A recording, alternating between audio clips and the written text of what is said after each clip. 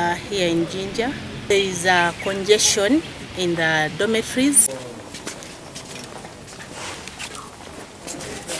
Now here, in case of any emergency, you see how we can walk really.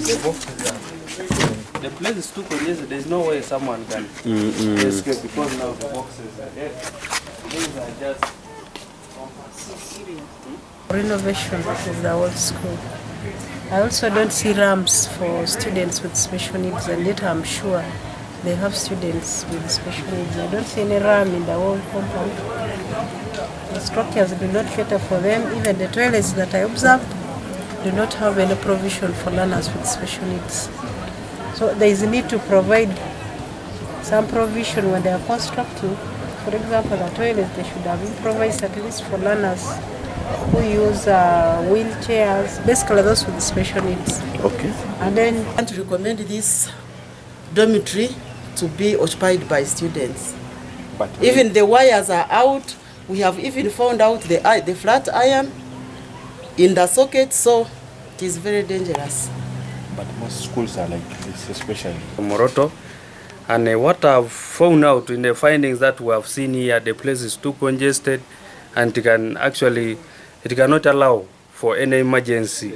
In the case of any outbreak of fire, there is no way these learners can move out.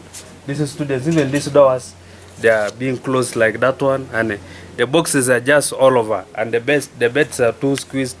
It is really a risk to this school, and I think they have more than 100 in this dormitory, and yet even when you see the windows, the ventilation is not good. So it is really something that we are taking as action point at this time. Thank you. We carried out this investigation between May 2022 and May 2023. We visited 120 schools. 50% of those schools were primary and 50% secondary. Still 50% of those schools were government and the other 50% were private schools. Why did we go there? To find out the root cause to these fires that we've been facing in these schools. And the findings were alarming. Some schools, we went there and found that they still have burglar proofs, yet they were prohibited by the ministry. In some cases, you'd find a dormitory having one exit and entry, which is locked at night, and the matron goes away with the keys, and they don't stay at school. So in case of any problem, it is very hard to rescue the learners. So what are we telling the schools and the school administrators and parents as well? One, for the school administrators, let's have the basics. One, let's have the fire fighting equipment.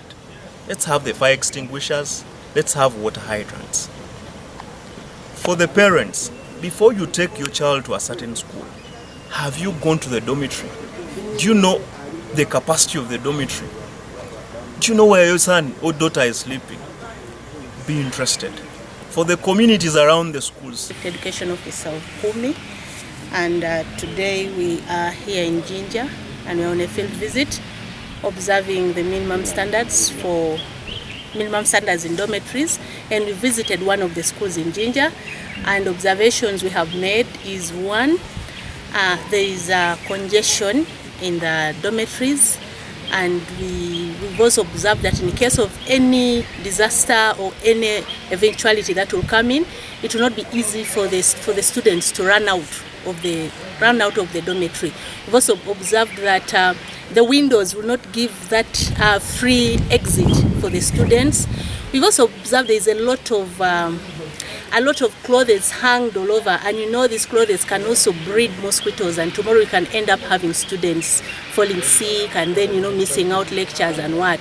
We've also looked at the security of these learners, maybe at night, just in case the girls want to come out. There seems to be no easy access to the washrooms for them to help them. The political class particularly, they have cited the political class who will say, no, don't disturb my people. I have directed that the inspectors, the DEOs have directed on behalf of the government of Uganda that once they go and inspect a school and they find that this school is not fit for habitation by children for reasons A, B, C, and D, they must recommend its closure, but recommend its closure in writing. They put it in writing and communicate to all the relevant layers of government in the district, and also find a way of forwarding a copy to the relevant ministry, either of works and the Ministry of Education. It can be even a blind copy.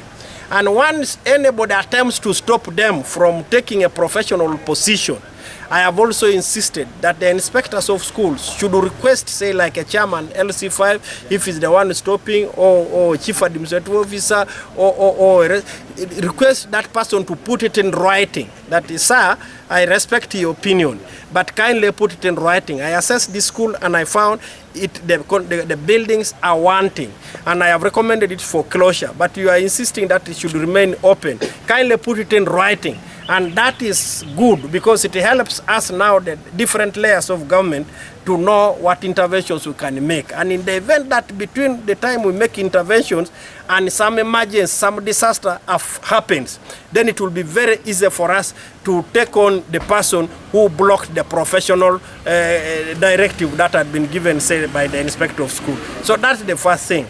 So the second, at the regional level, follow these discussions at the regional level, and each region must host us for about 2 weeks, where I will go with this technical people for a National Building Review Board.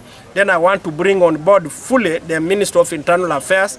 I will request my honorable colleague, probably the Minister of State for Internal Affairs, to come along. I would also request my colleagues from the Minister of Education again to join us. So we'll do that. And so then we must continue to inspect, and inspecting is not just about inspecting whether there's teaching. It is also critical to inspect, to establish whether the conditions that obtain in the school are conducive for habitation. So that's what we have agreed here, and we are going to follow it up. And so again, I have also shared with them that very soon we will be concluding the directive that actually the President had given my ministry, to assess the country's possibility of getting an earthquake, what technical people call being a seismically active part of Uganda. An assessment has been done in Hoima, an assessment has been done in Kasese, and we have found that the buildings in most of those areas, the buildings by the time the assessment was concluded about a year ago, all fell short of the recommended standards. So what we want to do is to make sure that we expand the sample space, get a few more districts assessed. And once we have those districts assessed, then we present this report to actually the President, and indeed to Cabinet, and finally to Parliament. Then we'll recommend the technical people to come with the building codes. Some of the building codes might be uniform. They might cut across from Kisoro to Kotido. They might cut across from Arua to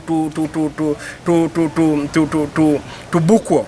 But there are some that might be unique to particular areas, where there will be, say, like where we find that this place, the earthquakes, this place is prone to earthquakes. And therefore the kind of buildings that must be here must be of this quality. So those recommendations should all be captured in our building code, and not just captured in the building codes, they must be enforced. They must be enforced. So that's